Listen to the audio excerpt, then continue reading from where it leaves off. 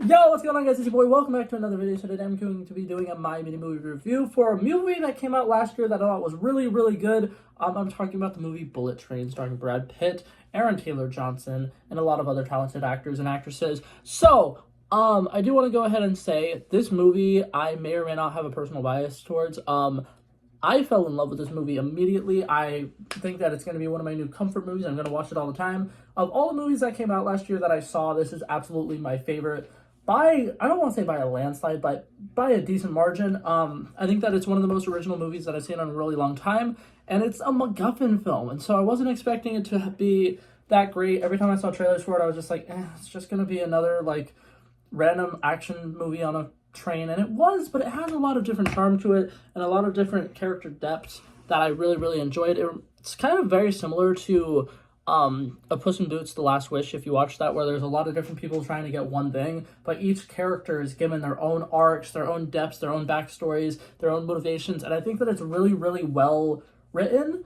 So for Bullet Train particularly, I like the way that it starts off with the foreshadowing, first of all, showing the little Japanese cartoon that later becomes important in the movie. And it shows the father figure. He's not in a great spot. His kid's in the hospital. We're wondering why we got here. And then we switch to Brad Pitt's character. I love the way that they introduced the song Staying Alive and then had it go to Japanese. Very, very great musical choices in here. Very, very great directing choices. I think that it definitely was snubbed with the lack of Oscar nominations that it got. But I will say this, I think that it is one of the funniest movies I've seen in a really long time, and I love the way that it's non-linear.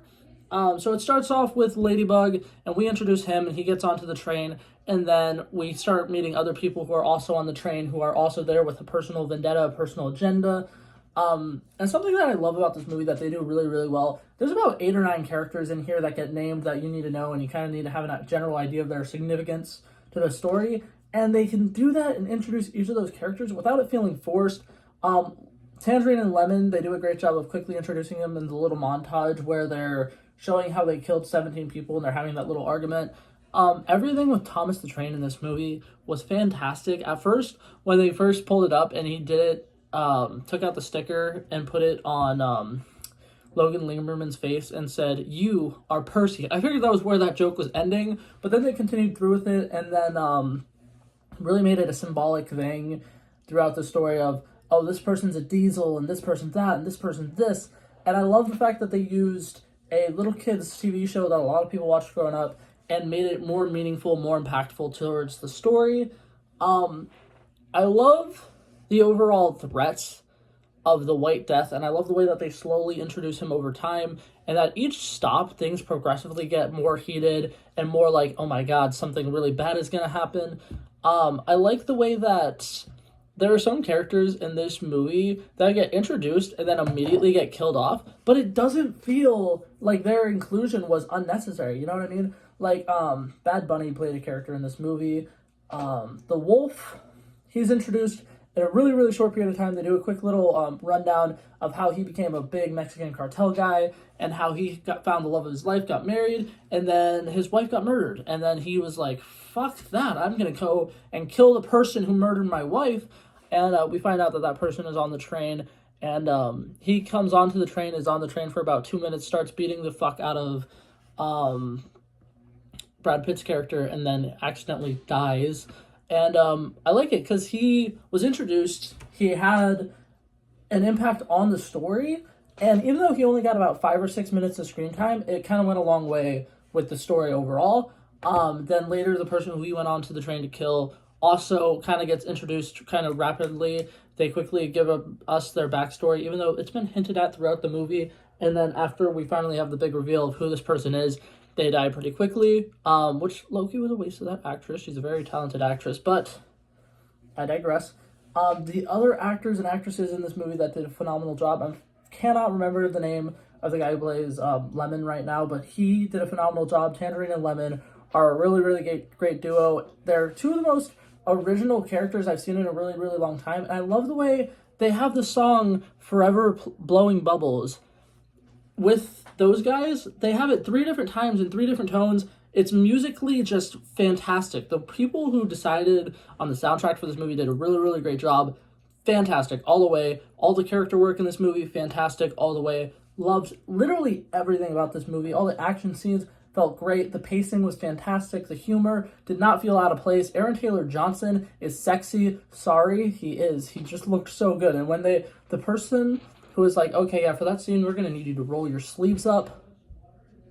Thank you. You were doing us all a favor. Anyways, not the point. But yeah, I think that the way that they introduced all the characters, they had little codenames for each of the characters, was a silly, fun little thing, but it was actually a great way to help us get introduced to these characters kind of quicker, because when you're introducing 8 or 9 different characters in a movie, that's very important.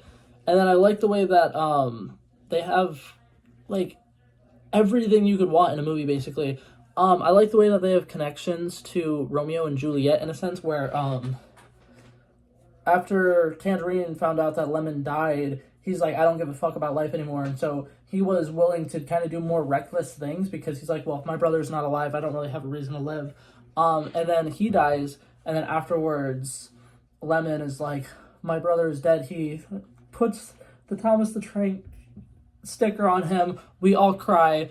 And then towards the end of the movie, Lemon does something, and it seems like he's killing himself, and it seems like he's ready to die because, once again, his brother's gone. Very, very cute, very, very meaningful. I love the way that they show brotherly love in that movie. It was fantastic. And, yeah, almost everything about this movie I thought was really, really well set up. And the overall storyline with the White Death and how he was introduced and how he had a personal vendetta against every single person who was on the train, and they were all hired by him. It was great. And I love the cameos in this movie. Channing Tatum, chef's kiss. Ryan Reynolds, chef's kiss. Overall, just a solid movie.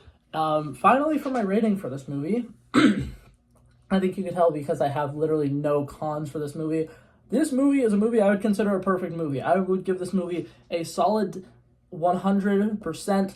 I don't think they really could have changed anything about this that would have made me enjoy the movie more. I don't think there's a lot that they could have done to make the movie worse. That's the thing, is it's so well written that I honestly just want more of it. And I'm not the kind of person to be like, oh my god, I want a sequel, especially in a movie like this where the majority of the characters were killed off. But if they made another movie with a similar cast that was very similar, I would watch it 100%. I would go to the theaters and watch it immediately. It was a beautifully written film, beautifully directed film. Very, very great film. If you haven't seen it, I definitely recommend it. But yeah, that was my review of Bullet Train. And yeah, that's all I had to say for this video, guys. Hopefully you guys enjoyed it, and I'll see you guys in the next one. Peace out.